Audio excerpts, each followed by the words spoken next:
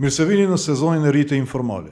Unë jam Bujar Osmani, kirurg, politikan dhe sot sërish një koçiri këtij podcasti, që nuk do t'jetë zëri I zyrave, por I bisedave të vërteta.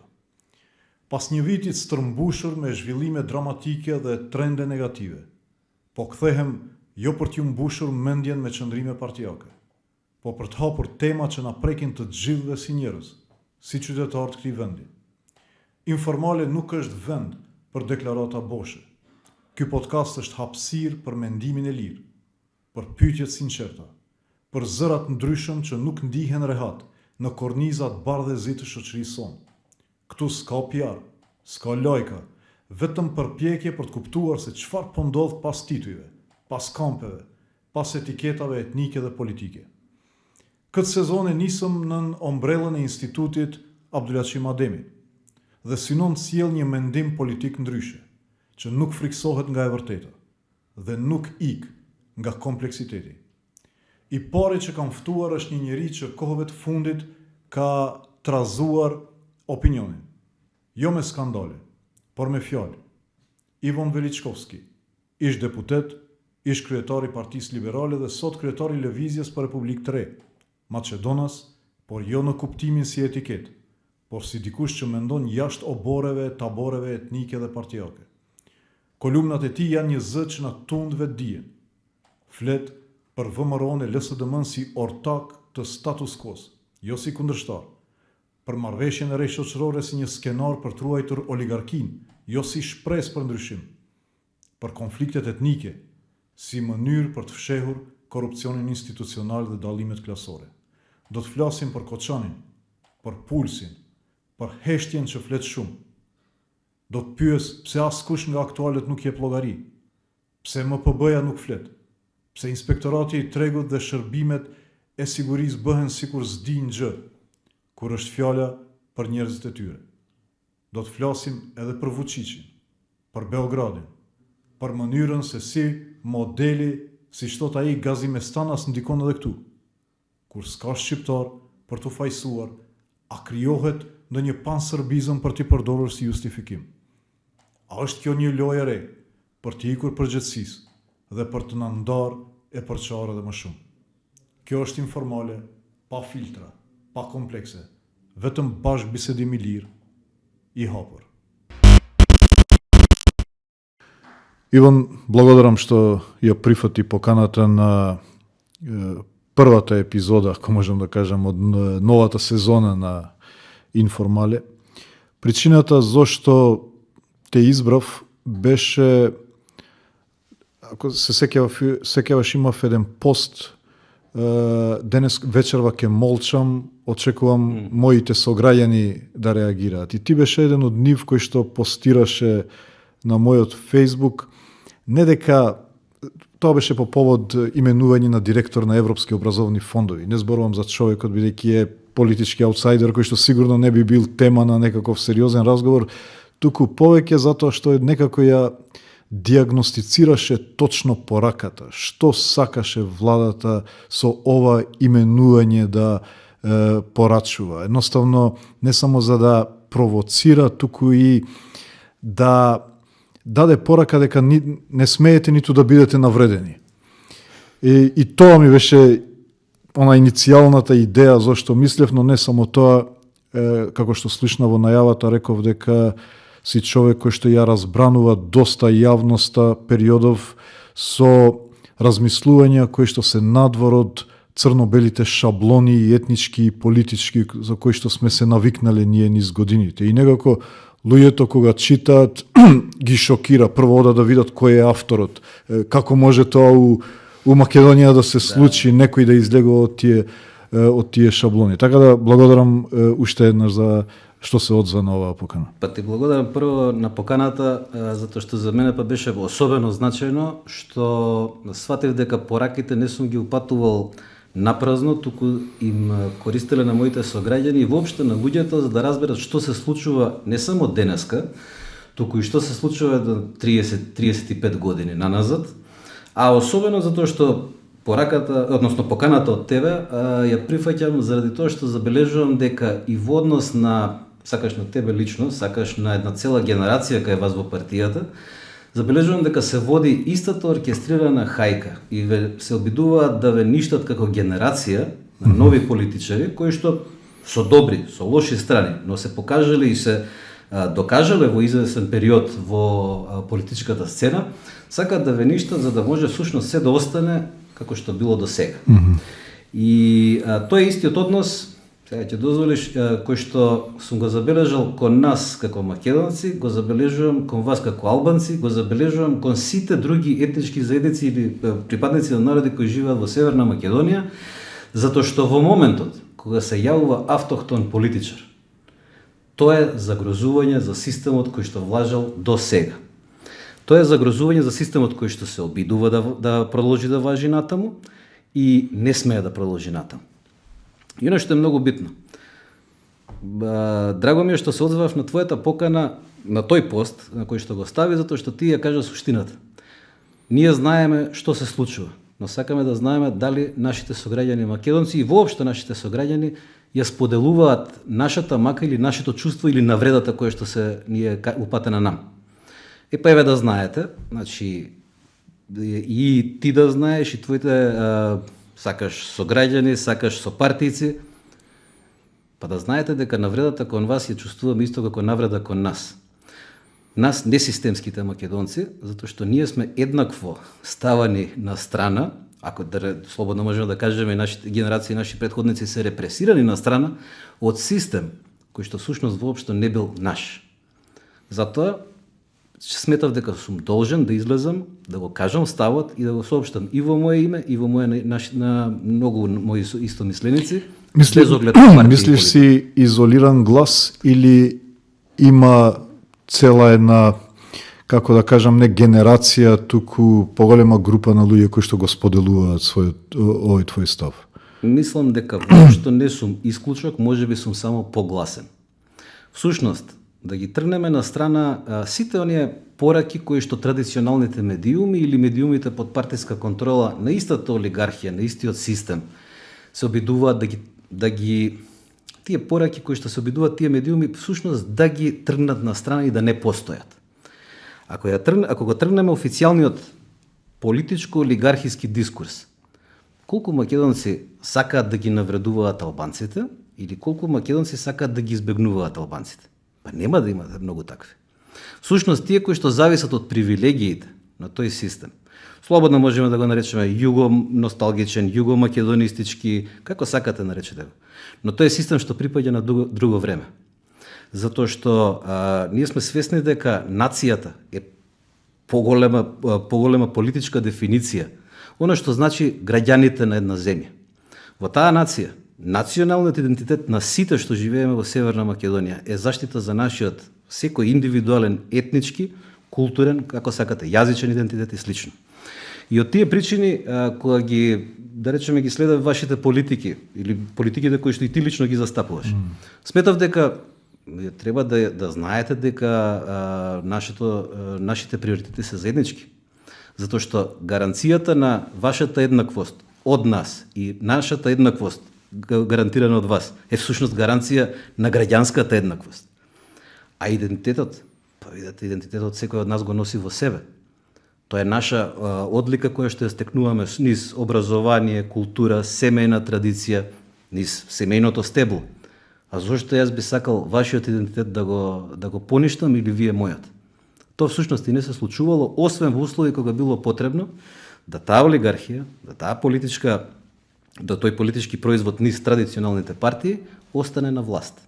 И затоа денеска ние практично имаме една иста ситуација која што се обидува да се реплицира 30 години назад. Иван, ти викаш, ова е хајка против една генерација на албанци, како што било против една друга генерација на македонци претходно. Меѓутоа, хајка од кого и чиј интерес се представува?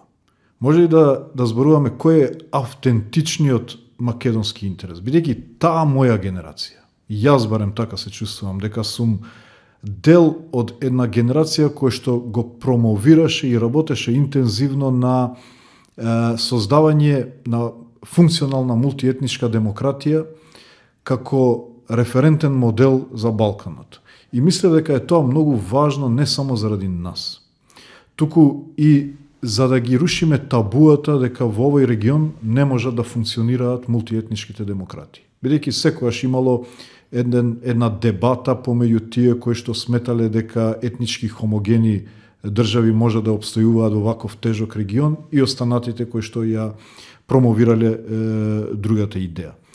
Сега, да се нападне таа генерација која што промовира функционална мултиетничка демократија, која што го зацврстува унитарниот карактер на државата. Бидејќи, еве, например, јас сум бил дел од процесите, односно една партија и често велам кој што успеала еден народ кој што бил исклучен од системот, имајќи предвид дека еве 2002 0,2% албанци имало во институциите, да го интегрира во системот на унитарна држава, наместо да побара алтернативни решенија, се напаја таа генерација и сметам дека е тоа спротивно на автентичниот македонски интерес да има унитарна држава во која што граѓаните ќе имаат исти права и привилегии. Кој е тогаш тој систем што го напаја и автентичниот македонски интерес? Можеме ли тој да го дефинираме? Благодарам за прашањето, бидејќи ова е прашање што всушност е прашање за $1,000,000 не само кај албанците, туку и кај македонците. А всушност сите го знаеме одговорот. Кај албанците тој е полесно видлив, бидејќи во долг период, слободно можеме да зборуваме малтене во поранешна Југославија, во добар, сериозен период од нејзиното постоење и потоа, били исклучувани од системот, економскиот, социјалниот или економскиот, како сакате. Таа резилиентност кон влијанието на државата кај албанците, кај македонците беше субституирана со самоуправно чувство дека нешто, нели, работата е сигурна, само ти држи се до државата, што ќе ти каже и тоа е. Но во основа и тој систем им даваше минимум на македонците, а максимум на системските македонци. И нели сите политички, како да кажеме, општествено политички работници, како што милуваат да кажат, и сите оние директори на јавни претпријатија и слично не се бореа за граѓаните, не се бореа ниту за народот, не се бореа ниту за нацијата, се бореа за своите привилегии. И сега тоа е пресликан понатаму низ транзицијата, слободно можеме да кажеме во една југосоветска олигархија, која што потоа прераснува во, ајде да ја наречеме слободно отворено, дека српско-руска тајкунерија, која што се обидува да ги користи државните ресурси под команда од центри од надвор и треба да го држи истото влијание, истите односи во економијата, истата зависност на граѓаните од државата, истата затвореност на државата, за да не може да влезе ништо друго внатре, свежо, ново. И вие забележувате, ние сме веќе 30 години заморени од таа тромбоза. Ти си доктор, па можеме да зборуваме. Ние имаме згручување буквално во нашите крвни садови. А ти многу добро знаат и твоите гледачи. Па таа тромбоза на крај или ќе биде разбиена, или ќе биде одсечен делот од телото кој што ќе започне да биде гангренозен. Ние не сме едноставно во еден период, во услови на затворени медиуми, во услови на непостоење на интернет. Знам дека за денешните млади генерации тоа е незамисливо, но во еден период кога сме имале една национална информативна куќа, нели, Радио Скопје или Телевизија Скопје и потоа македонската телевизија со еден канал за заедниците, 3-4 вестника од кои сите контролирана беше мислата. И во еден период всушност тоа згручување имаше за цел да ги држи затворени македонците внатре кон себе, да ги селектира и македонците системските и оние системски, албанци, турци, роми, срби, власи, бошњаци, значи сите етнички заедници, но да ги контролира, за да не излезе слободната мисла, за да не излезе барањето на нешто ново, за да не се развие конкурентност. Тоа е нешто што веројатно во општеството кај албанците не е толку разбирливо, бидејќи кога си одсечен од системот, ти се бориш и бараш алтернативен начин како да функционираш. Таа неотпорност што се создаде кај македонците предизвика во еден период да дозволиме политичари со пониско политичко, ако сакаме и културолошко ниво, да ги водат институциите. И тоа едно со друго почна да влие како систем на врзани садови. Дали сум доволно јасен, сега не знам.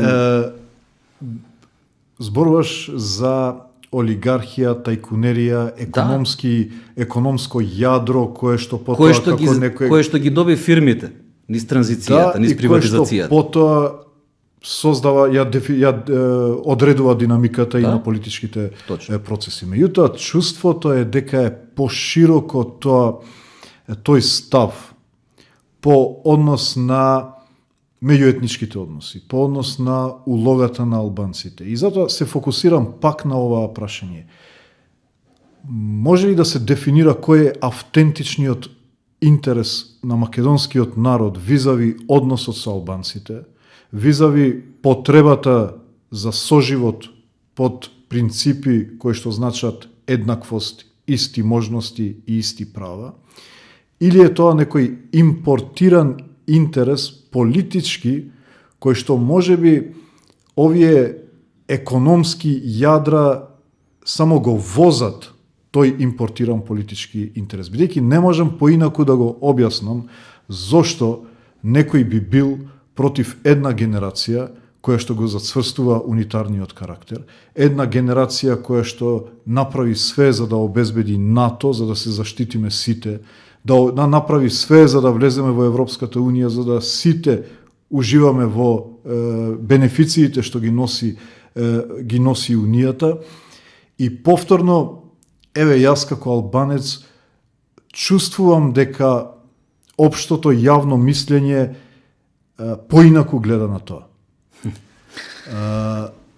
И затоа ми е многу важно да го разговараме двајцата како македонец и албанец, за да ги отвориме тие прашања кои се нашите автентични интереси, дали некој го злоупотребува тој интерес, дали има надворешни фактори кои што сметаат дека само јаз постојан помеѓу македонците и албанците ќе даде подлога за нечии интереси да се туркаат. Бидејќи е поголемо од само економските динамики. Јас ги гледам медиумите, ја гледам академијата, ги гледам универзитетите, па за жал некогаш ги гледам и младите, кои што се некако го прифатиле тој дискурс како да е нормално, дека во интерес на македонскиот народ е некако да се биде во постојана конфронтација со албанците, некако да се изолираат во институционалниот ангажман, во политичките и економските текови. А убеден сум некако и со пасија тоа се обидувам да го работам, дека е тоа спротивно на македонскиот интерес. Сосема си во право дека тоа спротивно на македонскиот интерес. И тоа е спротивно на интересот на македонците, но не и на системските македонци. Системските македонци или системската економија која што тие ја сакале да ја формираат, беше заснована на тоа да ги држи сите во зависност. Македонецот нема интерес да биде во конфликт со никого. Значи, нема интерес да мрази, ниту мразел. Нема интерес никого да омаловажува, ниту омаловажувал. Тоа се конструкти кои што се нафрлени во рамки на таа газиместанска операција. Јас ќе те потсетам дека ѕидовите, и тоа е за мене фасцинантно, ѕидовите на куќите кои што беа рушени и текнува ние сепак бевме малку помали во тој период. Кај мене во вратите од дворот ми беа пресечени за да може да се види што се случува внатре во дворот. Кај мене дома во куќето. Значи тоа е една операција која што започнува и се спроведува во Косово, во јужната југословенска караула Македонија и надвор од тие зони, ако сте забележале, немало такви операции. Зошто? Затоа што тука била поентата. Македонците мора да се држат антагонизирани. За да се одржи коридорот за излез на Белград кон Егејското море, морало да се држи коридор. Тој коридор е по Повардаријата. Што е идејата? Да се држат македонците во конфликтност. Кон албанците, кон бугарите. По можност и кон грците. И тоа е причина зашто коридорот 8 не е функционално денес наспроти. Еве денеска да речеме имате во Бугарија прават презентација, мислам нивниот премиер, министер за вице-премиер и министер за транспорт и министер за одбрана за значењето на коридорот 8. За потребата и велат, еве, ние можеме веднаш да започнеме со копањето на тунелот, остануваат потоа уште тие 2, не знам колку километри да се доврши. Морам да те прекинам. Имаше една изјава на Бранко Азевски, кој што рече коридорот 8 е антиприроден затоа што поминува низ брда и планини, за разлика од коридорот 10 кој што бил природен бидејќи поминува низ долина. Ама значи зборуваме за претседателот на Стопанската комора. Имено, значи јас затоа кога зборувам за таа тајкунерија или олигархија, воопшто немам намера понатаму да се занимавам со ставовите на Стопанската комора. Нека си ги представуваат тие ставови на фирмите кои што си го приватизира она што мислеа дека е нивно, а не е нивно. Не исклучија сите. Значи, албанците се исклучени од приватизацијата. При македонците се исклучени од приватизацијата. Тоа сакам да го знаат сите, затоа што парите беа земени, низ оној модел на Анте Марковиќ завршија, си ги земаа фирмите успешните техноменаџери од социјализмот и на крај што се случи со тие фирми? Па ги продадоа 90% од машините завршија во старо железо. Не создадоа ниту економија, ниту ништо. Исто тазовски јас се сеќам на една изјава, па ние еве да прокопаме вели тунел под Стража.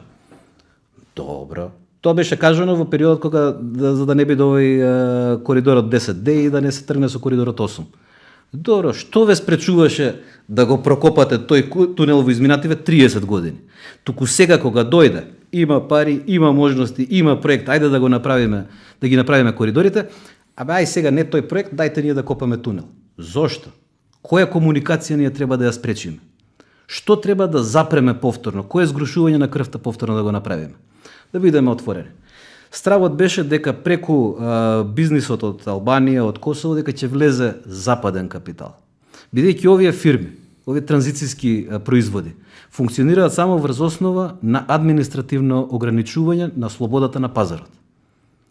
Тоа го чувствуваат и македонците, и албанците, и сите останати. И затоа ние немаме денеска практично функционална економија.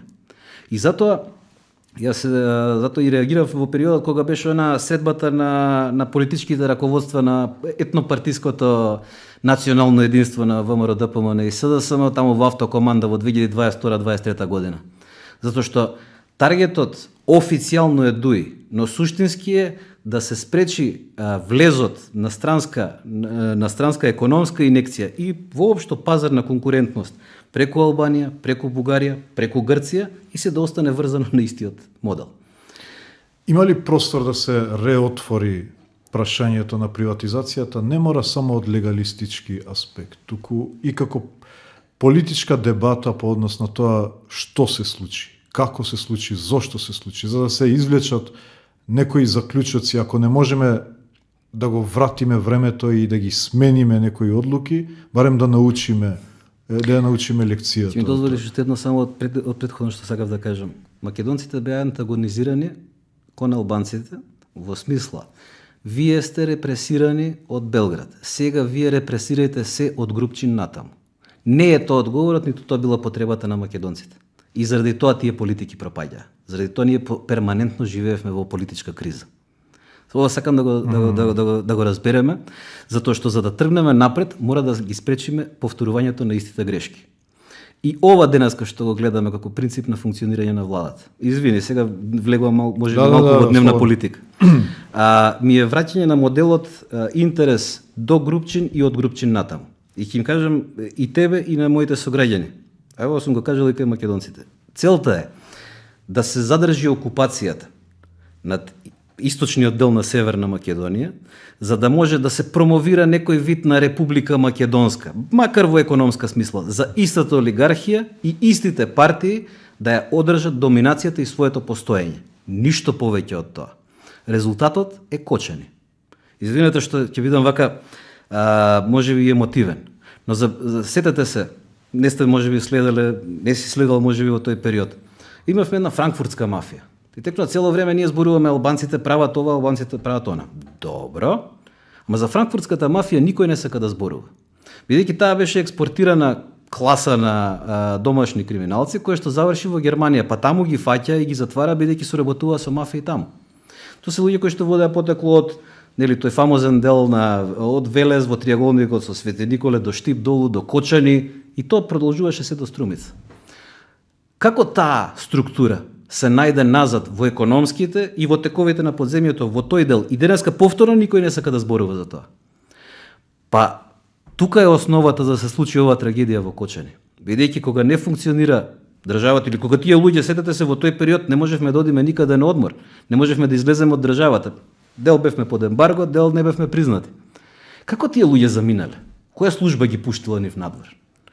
Тука се враќаме до основата. Реакциите на службата во Скопје, тогашната СДБ, со нејзините кракови низ источниот и западниот дел на Северна Македонија и врската со Белград.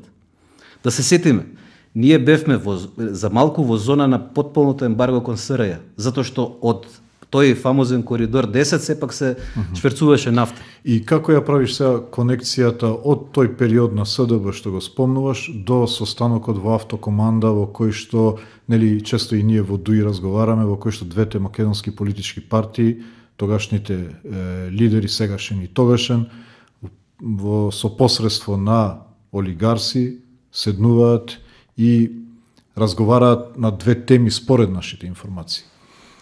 Едната тема е меѓусебна неказнивост, долгорочен договор за меѓусебно штитење, и второто е оценката дека тоа беше периодот кога албанците имаа во сплетна околности премиер, министер за надворешни, за финанси и така натаму, дека политички премногу земаа, меѓутоа еве навлегле сериозно и во економските текови. Го кажувам ова и на мои интервјуа често, имало таму еден кој што коментирал, да, излегов да купам стан во Скопје, сите градежници били албанци и дека ако ни влезат и во економските текови, ние сме загрозени. И сега третата фаза, ова средба Мицковски-Филипче, во кој што нешто разговараат, не знам дали за првата тема, неказнивост, меѓутоа за втората тема сигурен сум дека разговарале за соработка во општини каде што би можеле да бидат загрозени од албанците. И затоа се навраќам постојано на оваа теза. Кој е тој инстинкт што ги гледа албанците како ризик? Кога јас да сум на таа позиција, сега зборувам неформално, пошто таков е и подкастот.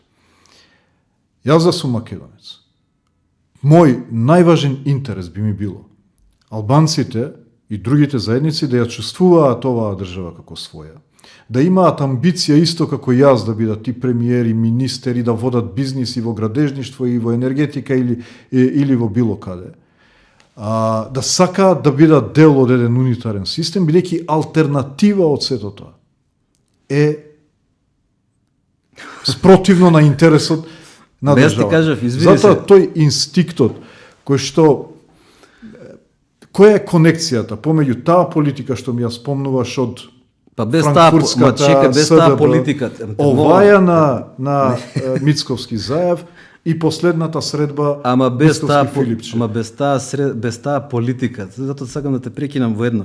Без таа политика, ниту Мицковски ќе беше премиер, ниту Филипче ќе беше лидер на СДСМ, ниту Азевски ќе беше председател на Стопанска комора.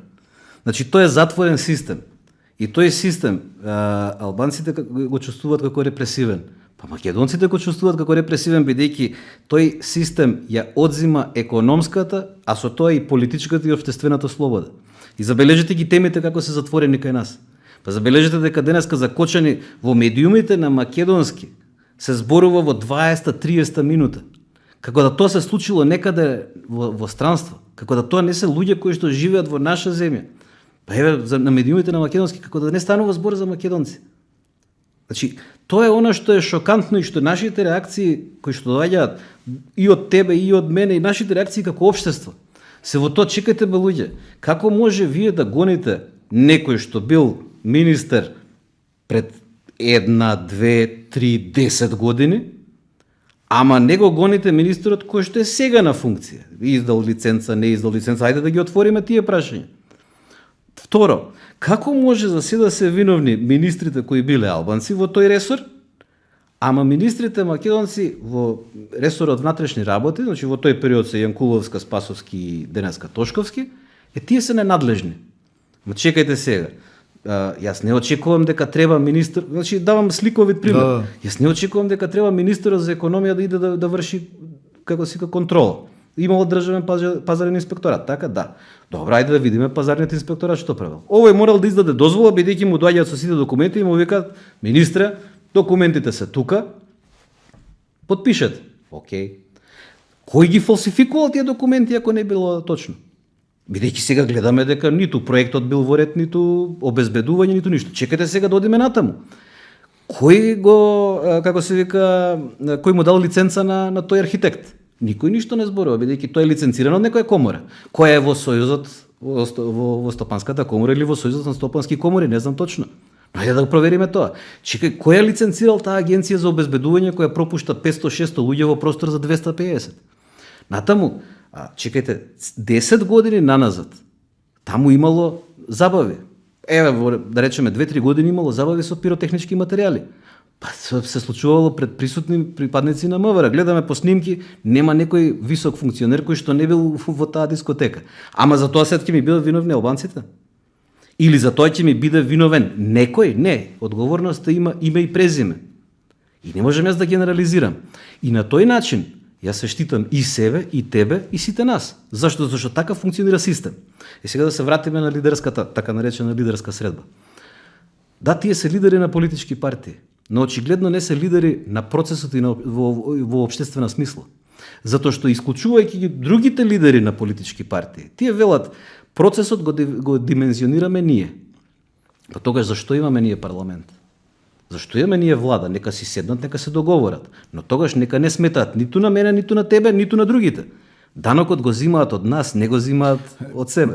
Прво, немаше никаква логика, бидејќи сега од последните избори коалицијата на СДСМ излезе трета по број на пратеници.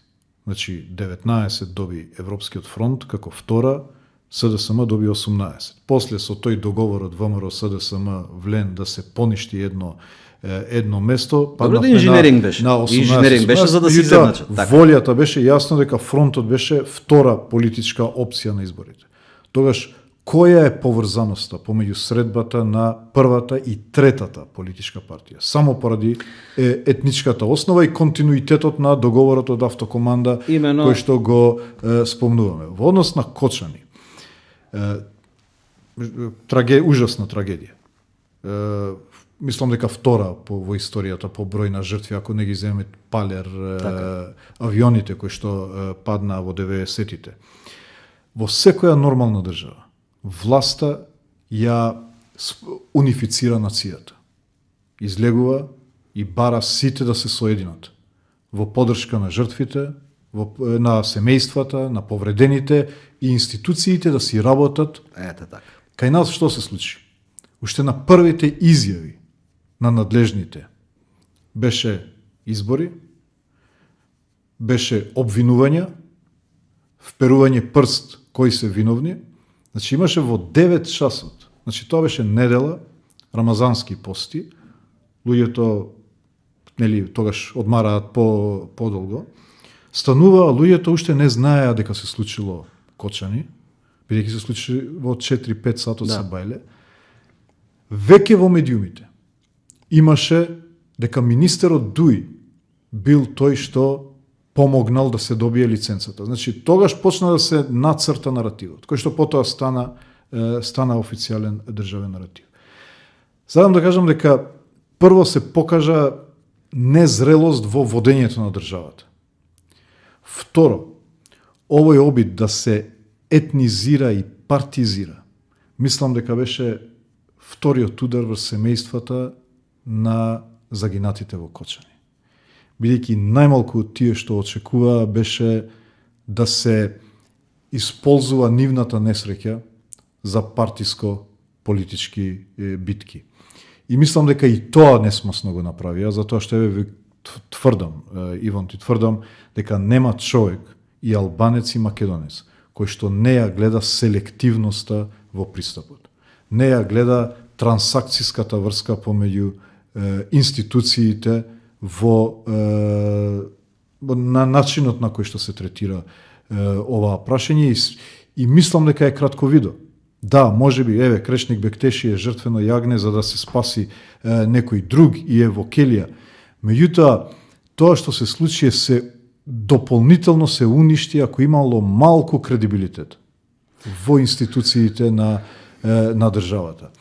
Тука некојаш збунката ми е, има ли навистина стратегија, пошто знам дека скокам од тема на тема, меѓутоа така го почнавме муабетот, кога се случило овој состанокот во Автокоманда и се констатирало дека албанците премногу влегуваат во политичките, економските текови и треба да им се покаже местото. Ова било реченицата, треба да им се покаже местото. Како тоа да се прави? Треба Дуи да се ослаби од политичката сцена. Како Дуи ќе се ослаби? Треба Ахмети политички да се елиминира. И тука почнува таа таргетирана, снајперски таргетирана кампања во која што Дуи почнува да се етикетира како корумпирана, што сите ги подсети, имавме и една изјава и едно соопштение порано кога албанците пред 2001, кога албанците имаа некои автентични поплаки за нивната позиција. Нема универзитет. Често јас го земам мојот пример. 2004 сум меѓу првите албанци вработен во градска болница која што служи 60-70% пациенти албанци. Тогаш биле првите вработувања. Сите поплаки биле етикетирани како сепаратистички и идентистички, за да се супримира. А тие биле најбазични барања на луѓето за вработување, за образование. Сега сменете само наративот. Не се нарекуваат автентичните поплаки на албанците како сепаратистички, туку бранење на корупцијата, бранење на криминалот. Но е истата поента. И сега, затоа те прашав и јас тука ја гледам таа конекција меѓу тие три фази кои што ти ги спомна. Од југословенското, преку Автокоманда договорот, преку новиот... Автокоманда е борба за бивша Југословенска република Македонија. Сосема си мислам дека практично дека си имаме согласено во разговорот, само различно ги имаме кажано, од различен аспект ги кажуваме работите. Проблемот на таа олигархија и на нивните партии или на нивните партиски раководства е во тоа што не разбираат дека денеска македонецот повеќе сака да каже Северна Македонија одошто поранешна Југословенска република Македонија. Таа сите проблеми што биле, дали било праведно, неправедно, ние имаме постигнато решение. Тоа што сите македонци го знаат е дека сепак до решението ние дојдовме низ асистенција на политичари, ужасно, од Дуи. Па не е, затоа што во тој период ВМРО ДПМН ја прекина комуникацијата со грците. И сега ајде да кажеме до крај отворено, вие сепак преземавте жртва во тој период како партија, веќе кажам. Истото се однесува и на овој аспект на така наречениот француски предлог, на преговорачката рамка. Реално, ниту еден македонец кој што не следи партиска агенда на ВМРО ДПМН нема да има забелешка за министерот за надворешни работи Бујар Османи. Реално да зборуваме. Можеме да зборуваме дали ни се допаѓа како се облекувал, што кажал во партиски средби и слично. Но во надворешната политика јас не можам да најдам конкретно поголема забелешка, освен оно што се однесува на владата при пристапувањето во отворен Балкан.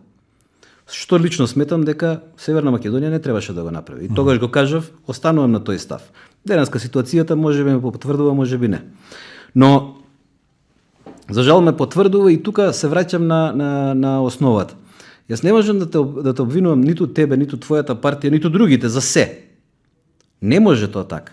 Но можам да ти кажам забелешка за нешто конкретно како во случајот, но должен сум да го кажам ино што го имаш направено. БРМ имаше потреба да ги стигматизира албанците за да ги држи македонците конфликтни. Таа е потребата, повторно ќе потсетам, да ние бидеме како македонци конфликтни со албанците, со бугарите, со, не знам, грците, со кого сакате. Со сите мораме да бидеме конфликтни за да остане единствена точка на која што би требале македонците да се потпираат во Белград. Не велам на Србија, бидејќи и гледаме и денеска, и Србија има состојба на окупираност на државата од политичка партија или од систем кој што србите не го сакаат и протестираат против него. И многу е интересно. Па колку мина сме ние политичари што излеговме и кажавме, видете, сепак треба да се изрази поддршка во еден период, нели кога започнува протестите, да се изрази разбирање за протестите на србите. Забележете таа затвореност на матрицата. Кога луѓето бараат слобода, па тука се молчи. во медиумите на олигархијата се молчи. На подкастите вака и во разговор со луѓе кои што ја бараме слободата затоа што таа ни припаѓа и не затоа што јас треба да ти ја дадам или ти треба да ми ја дадеш, туку таа е твое и мое право. Ние зборуваме за тоа. И ова прашање, исто како што ќе забележиш, па нашата држава вчера реагираше ли за оној грозоморен напад во Украина? Имаме ли ние реакција? Не. Се реагираше денеска, но не се спомна Русија откако Дуи реагираше, мислам. Види сега, да бидеме отворени до крај. Па сепак мислам дека министерот Бујар Османи ќе реагирал попрво одо што реагираше денеска, очигледно неволно министерот Муцунски. Значи, ние имаме проблем во држање на заробената матрица како главен дискурс во јавност. Не може тоа така. И сега да се навратам назад на она што го зборуваш за олигархијата, извини, мора да се вратиме тука затоа што ќе бидам малку и себичен.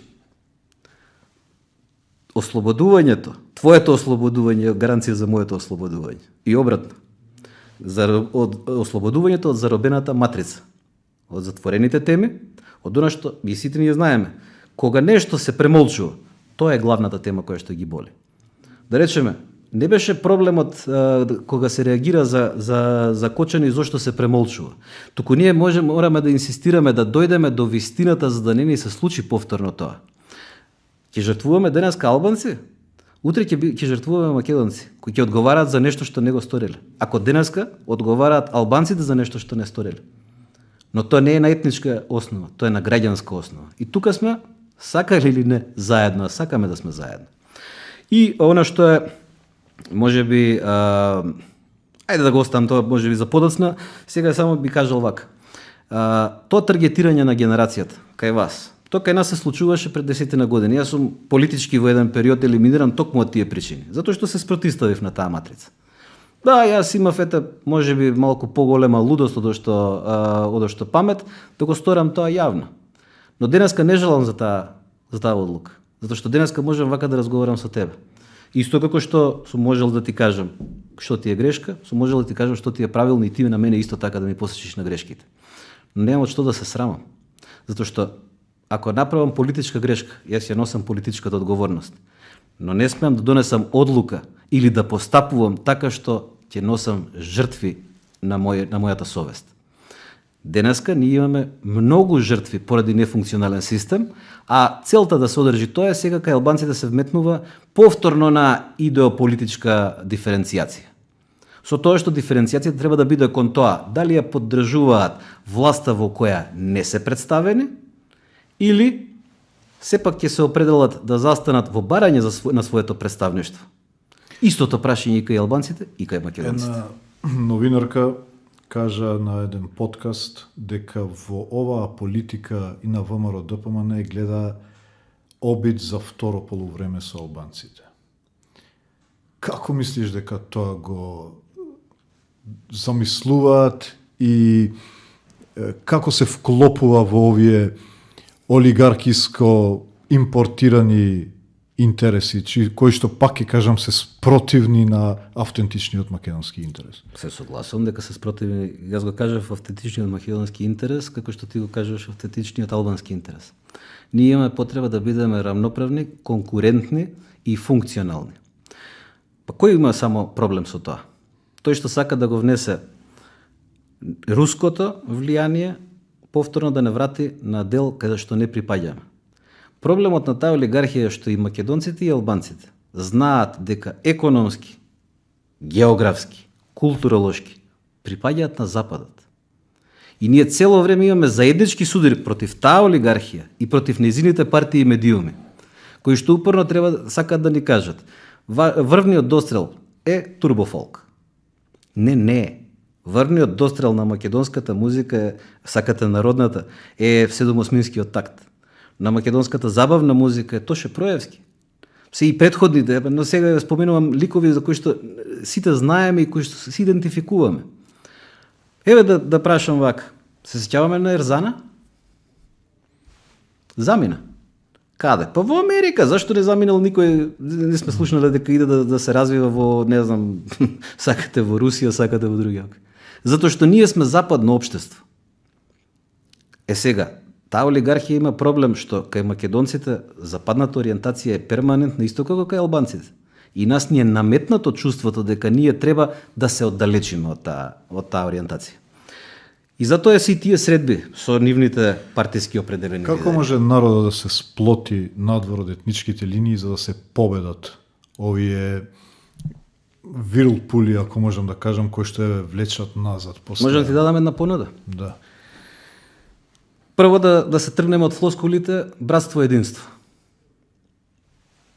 Тие водеше успешно надворешната политика затоа што не одеше на зближување на народите, туку на функционално партнерство на државите, така ли? Па ние немаме потреба да зборуваме за народи. Ние двајцата можеме да зборуваме и тука и да одиме на кафе. Тоа е личен однос, затоа што граѓаните во една земја го создаваат личниот однос. Соработка, дружење, се и така натаму и така натаму. Еве да ти понудам неколку теми за кои што анблок, бидејќи ние не сме представени како едно мало движење, ново движење, не сме представени во собранијата. Ќе имаме заедничката соработка доколку се договориме. Да одиме со законот за проширена конфискација на имот, на нелегално стекнат имот. Доколку одиме со донесување на законот за рестриктивни мерки, дополнување на законот за рестриктивни мерки. Затоа што и ние и вие како политички групации веруваме во тие вредности и знаеме дека ако сакаме да се бориме со корупцијата, ако сакаме да ги вратиме украдените пари, па ние мораме да им ги земеме украдените пари на тие кои што ги собрале. Бидејќи тие би одробиеле 3 години рад. Ќе отидат во отворено, затворено, вакво, такво, или струга, каде беа сите овие фенси места за казнено поправни установи. Ама парите да им останат. Не. Ајде да се договориме, овие се начини на кои што вие можете да ги предложите, ние ќе поддржуваме. Би надополнувале поред. Прво, отварање на приватизацијата, ако не со менување на одлуки. И заборавив тоа да ти прегискаме отварање прашање. Точно. Второ, целосен ветинг на сите носители на јавни функции од 91 до денеска. И од денес натаму да продолжи. Согласни. Законот за рестриктивни мерки. Дополнување. И ова за конфискација на имот кој што го спомнуваш. Пружаме рака? Пружаме рака. Ај. Зашто мислам дека треба? Затоа што сметам дека дебатата по однос на корупцијата треба да се институционализира, а не да се партизира. И тоа, тука немам некоја стратешка цел, колку што практична цел. Значи, толку е интоксицирано политичкото милје во државата. Под принципот плукај по политичкиот противник, нешто ќе се залепи. Преку оваа лажна партиска битка за против корупцијата, да политиката веќе е станато простор во кој што влегуваат луѓето кои што и во приватниот живот само може да ризикуваат, а не нормални луѓе кои што сакаат да придонесат со својот квалитет, со своето искуство во едно колективно добро. Тоа сметам дека би било најголемата услуга што би ја направиле на општествениот живот во државата. И затоа сметам дека ова е единствениот начин како да се продолжи понатаму. Се согласувам и само ќе дополнам уште една работа. Ќе го вратиме срамот кај луѓето. Да знаат дека кога прават нешто лошо, се срамат и за тоа се осудени од општеството, на страна е оно што значи законска консеквенца. Ние имаме една чудна ситуација и затоа велам, ние сме под окупација. Па само нашите, така наречени тајкуни, ништо не купуваат овде, сите пари ги носат надвор. Забележете, со сите работи што се случува, сакате во Албанија, сакате во Косово, сакате во Бугарија, во сите оние транзиции, па парите на крај ги вратија назад, ги инвестираа назад. Најдоа модалитети. Дали беа оние амнестии кои што се даночни така натаму. Ама поентата е да парите да ги вратиме назад. И сега втората поента што е сега многу битна.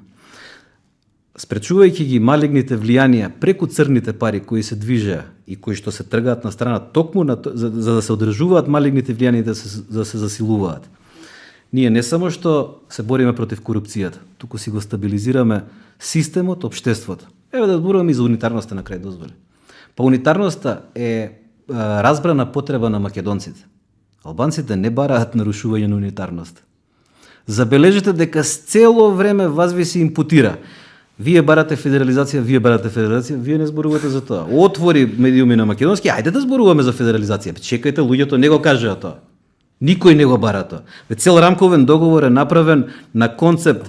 Ахмети јавно зборува. Му 2001 му било понудено од Ману и од тогашниот премиер.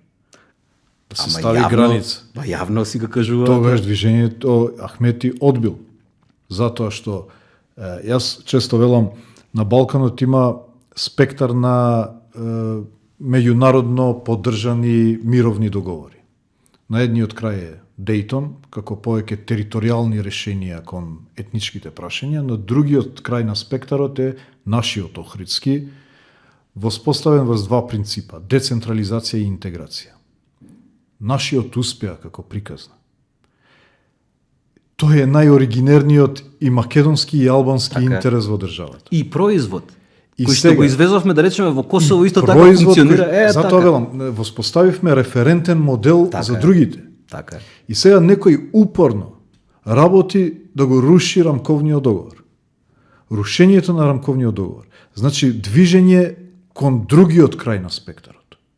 Кон тие решенија кои што потврлија, кои што не успеа, како што е Дејтонскиот договор.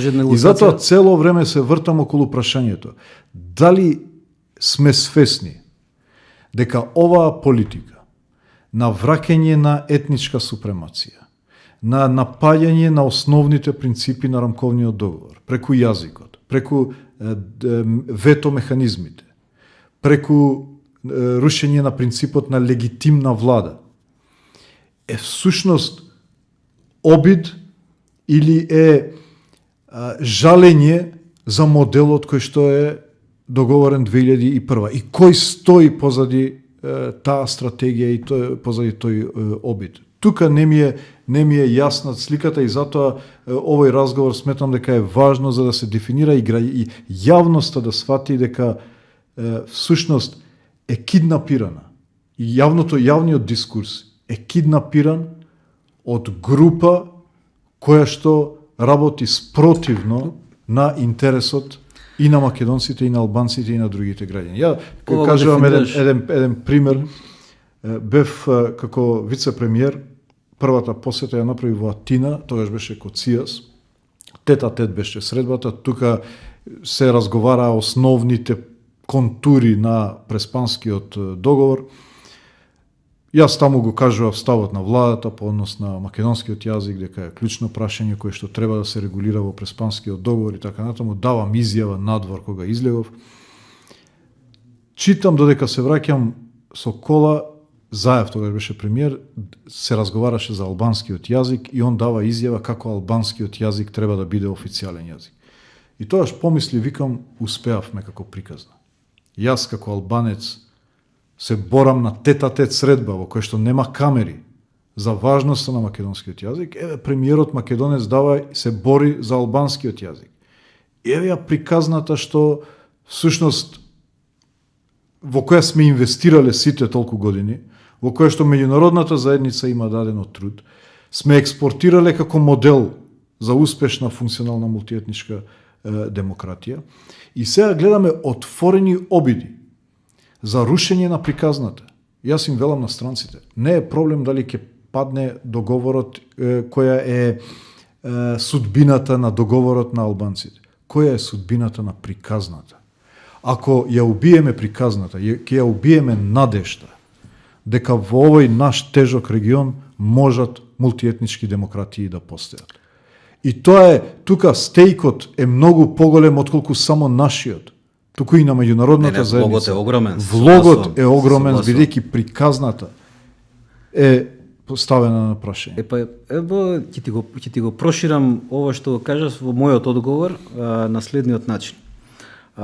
Еднаш и на ваша, мислам дека беше некоја трибина која што организирав, го поставуваше прашањето на јазикот. Види, јас знам дека е малку шокантно, но 10-14 години веќе застапувам став дека како што македонскиот јазик стои во уставот, не е проблем и треба да стои и албанскиот, и се навратив на уставната пракса 74-та, зашто да не и турскиот, бидејќи тоа се стекнати права.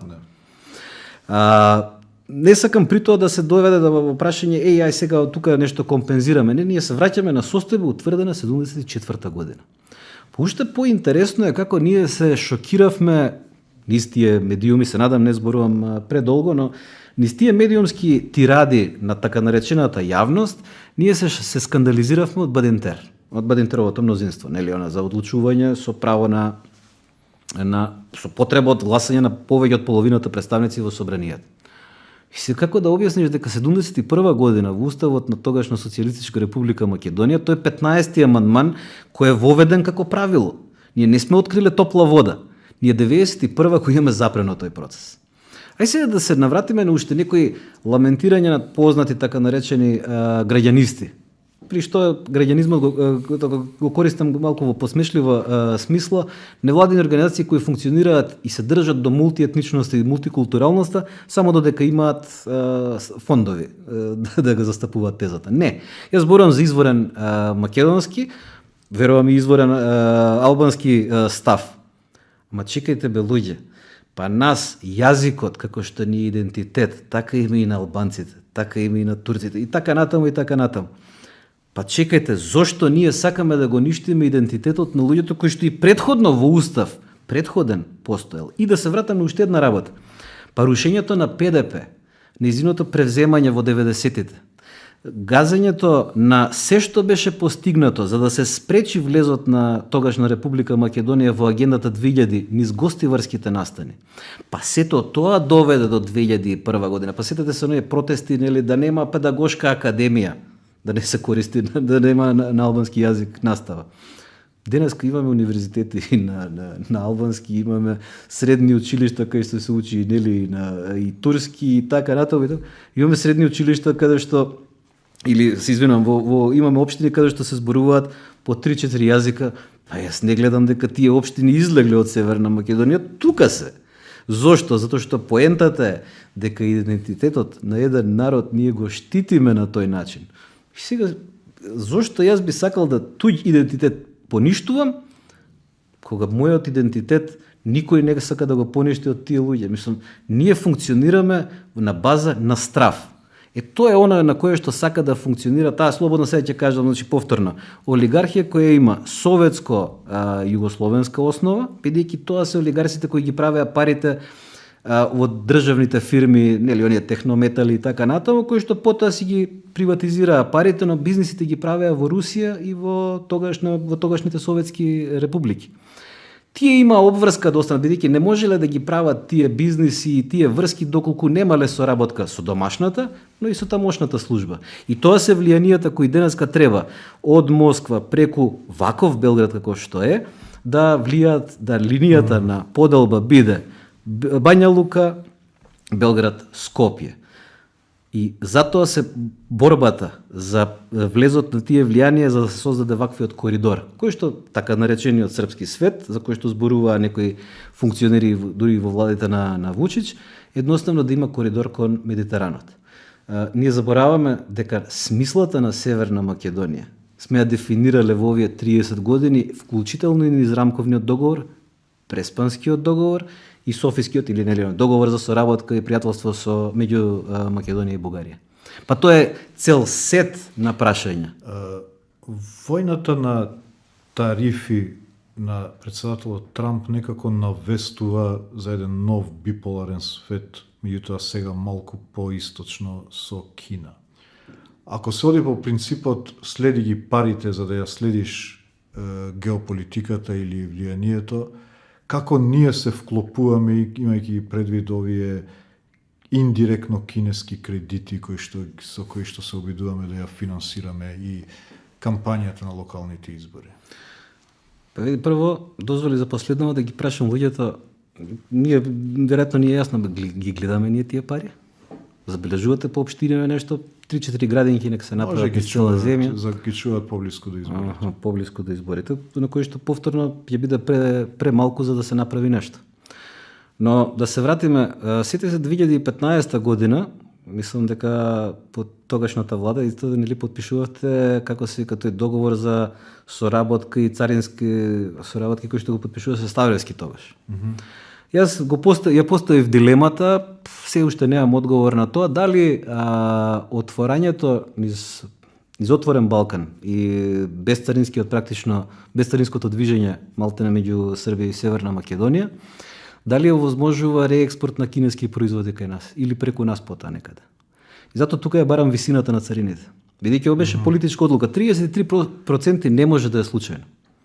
Затоа останувам на забелешката кон отворен Балкан и таа е ги разбирам контекстите кои биле тогаш и слично, но тука ќе кажам. Знам дека сме различни во тој поглед. Зошто? Еве ќе кажам зошто ние тоаш гледавме една вредност на отворен Балкан.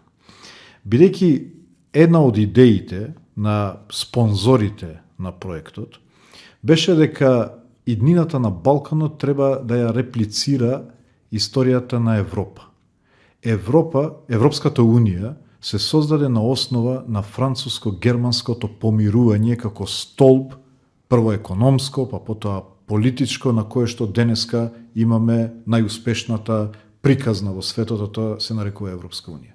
И дека Балканот ќе мора да помине низ процес на албанско-српско помирување како стожер на економскиот и на економската и политичката соработка и развој, мир и благосостојба во регионот. И тоа беше видена како можност да Албанија и Србија бидат во некаков формат, за да албанците и србите го постигнат тоа помирување историско, на кое ќе се надогради после помирувањето на сите со сите. И Дуи, ќе ти кажам кој беше ставот на Дуи, зошто Дуи застана за тој проект, затоа што верува во идејата дека само помирување во регионот е решение. Дека војните завршија. Алтернатива на војните е мирот. Не може да е некоја лимбо позиција помеѓу војна и мир. Или е војна, или е мир. Времето на војни на Балканот заврши, треба да изградиме мир. И мирот си има своја траекторија. Значи помирување, соработка. Ги знаеме сите слабости на таа група, меѓутоа ти велам кој беше најчестната намера во тој проект. Значи јас и сега вака, не давам мојот став, го соопштив и тогаш го соопштив. Има и тоа одредени политички консеквенции, но во ред тоа бил мој избор. Не е сега битно кој бил во право, прва работа, и второ, битно е дека секој настан се случува или секој договор се прави во одреден временски контекст и контекст на околности. Тоа тргам на страна. Туку сега треба да најдеме, да видиме што е тоа што нас не остава како Северна Македонија во рамки на подложност на влијание. Повторно ќе кажам, од Москва преку Ваков, Белград до Скопје, Бања Лука и така натаму.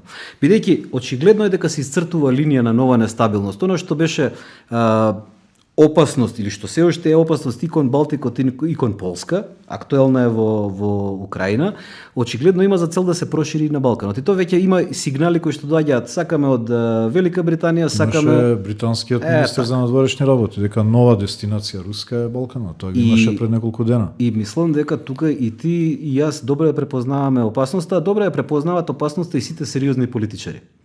Но забележи, уште сега да ти направам само да илустрирам. Ајде две идентични прашања по повод истата лидерска средба. Лидерската средба на Мицковски и Филипче, на што не одговори? Не одговори на прашањето зошто ние како држава не сме дел од меморандумот за соработка меѓу Хрватска, Косово и Албанија. Тука сега да се навратам. Ние го имавме отворен Балкан. Меѓутоа ти знаеш дека јас го иницирав КВАД. Така. КВАД беше квадрилатерална. Северна Македонија, Црна Гора, Албанија и Косово на основа на 100% усогласеност со надворешната и безбедносна политика на Европската унија. Значи виде разликата во 2 години. 2-3 години колку е прилика тогаш. Сега се исцртува точно. Затоа не би го ставил отворен Балкан со сите мани во делот на исцртувањето повеќе како една идеја дали може да се постигне тоа целосно помирување во регионот, кој што потоа се разбира го злоупотребија многу страни за да проектот И на крај Берлинскиот процес го доведе во функционална целина. На некој начин. Меѓутоа, тука се слагам во делот на исцртувањето, дека често го кажувам и ова, уште Џон Кери го има кажано, линијата на фронтот меѓу Западот и Истокот поминува низ Балкан. И тука ќе се исцртаат тие линии. 2016 мислам дека беше, 15-16 предупредувањето е тогаш. Тоа е државен секретар. Да е тогаш. И мислам дека однесувањето сегашно на владата некако ја поместува државата на погрешната страна од линијата. Мене не ме плаши толку ако владата не сакала. Мене повеќе ме плаши ако не сме биле поканети. Се ќе ти кажам најискрено. Тоа значи дека во оваа влада не се гледа како на доверлив партнер, не се гледа како на доверлив сојузник, и тоа значи дека сме се вратиле како држава, како сојузник во НАТО и така натаму, сме се вратиле многу чекори назад. Тоа би ме плашило уште повеќе, а исто така го отвара прашањето и што се случува во нашата армија. И тоа е прашање кое што треба и врховниот командант да го одговори. Ова го отварам затоа што ние дојдовме во ситуација да се води расправа дали да имаме началник на генерал штаб македонец или албанец. Што не е прашање на одбрана, тоа е веќе прашање етно-политичко. Ако имаме квалитетен човек со чин, професионална кариера, битно е што е? Или битно е каков е? И сега секогаш ние, повторно ќе ги кажам, така наречени граѓанисти, секогаш им било лесно кога е во прашање, ајде сега да се собереме, да се сплотиме, нели? И тука сега не е битно кој е што е, ама ние ќе ги поставиме стандардите. Во првиот момент кога стандардите се поставени од НАТО, ние паѓаме.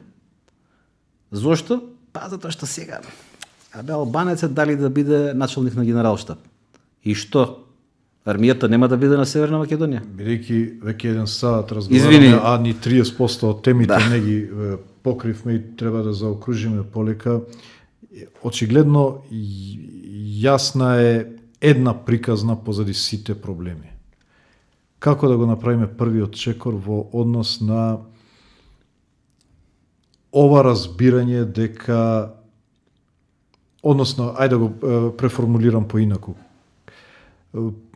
по однос на размислувањето на македонците дека албанците се закана, преку албанците дуи е закана, и тоа чувство на сатисфакција на оваа институционална агресија што е прогласена и кон албанците и кон дуи на начин кој што е тотално селективен и на начин кој што нема никакви елементи на правда.